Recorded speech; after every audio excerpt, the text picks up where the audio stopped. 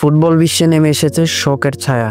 Liverpool ও পর্তুগালের অন্যতম সেরা ফরোয়ার্ড দিয়াগো জোতা আর নেই। মাত্র ২৮ বছর বয়সে স্পেনের জামোরা প্রদেশের ৫২ নম্বর হাইওয়েতে ভয়াবহ সড়ক দুর্ঘটনায় প্রাণ হারিয়েছেন এই মহাফুটবলার। দুর্ঘটনায় নিহত হয়েছেন জোতার ২৬ বছর বয়সী ভাই অ্যান্দ্রেও, যিনি পেনাফিয়েল ক্লাবের হয়ে খেলতেন। মার্কা ও দ্য সানের খবরে বলা হয়েছে, বৃহস্পতিবার স্পেন সময় রাত ১২:৩০টার দিকে তাদের গাড়িটি দুর্ঘটনার শিকার হয় এবং আগুন ধরে যায়। দ্রুতই ট্রাফিক পুলিশ, ফায়ার সার্ভিস সহ স্বাস্থ্য বিভাগের মেডিকেল টিম ঘটনাস্থলে পৌঁছায় এবং মুম্বই স্বাস্থ্য কেন্দ্রের মেডিকেল টিম গিয়ে দুজনের মৃত্যু নিশ্চিত করেন। এই হৃদয় বিদারক খবরটি আসে মাত্র ২ সপ্তাহ পর, যখন জোতা তার দীর্ঘদিনের প্রেমিকা রুতে কার্তোসের সঙ্গে বিয়ের বন্ধনে আবদ্ধ হন।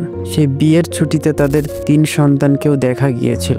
ইনস্টাগ্রামে শেয়ার করা ছবির ক্যাপশনে লেখা ছিল, ২২শে জুন ২০২৫, চিরকালের জন্য হ্যাঁ। ২০২০ সালে উলভার্ট হ্যাম্পটনস ওয়ান্ডার থেকে লিভারপুলে যোগ দিয়েছিলেন জোতা।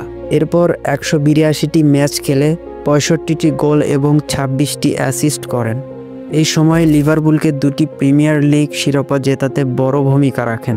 অ্যাথলেটিকো মাদ্রিদের হয়ে পেশাদার ক্যারিয়ার শুরু করে পর্তুগিজ ক্লাব পের্তো ও উলভসের হয়ে খেলার পর জোতা লিভারপুলে নিজেকে সুপারস্টার হিসেবে প্রতিষ্ঠিত করেন। ক্লোপের অধীনে জোতার উত্থান ছিল দারুণ গল্পের মতো। পরবর্তী সময়ে আর্নে স্লটের অধীনে লিভারপুলের গুরুত্বপূর্ণ অংশ ছিলেন তিনি। তার এই অকাল মৃত্যু লিভারপুল, পর্তুগাল ও বিশ্ব ফুটবলের জন্য এক অপূরণীয় ক্ষতি। ফুটবল বিশ্ব তাকে চিরদিন মনে রাখবে, একজন প্রতিভাবান ফরওয়ার্ড এবং এক নিখুঁত পেশাদার হিসেবে।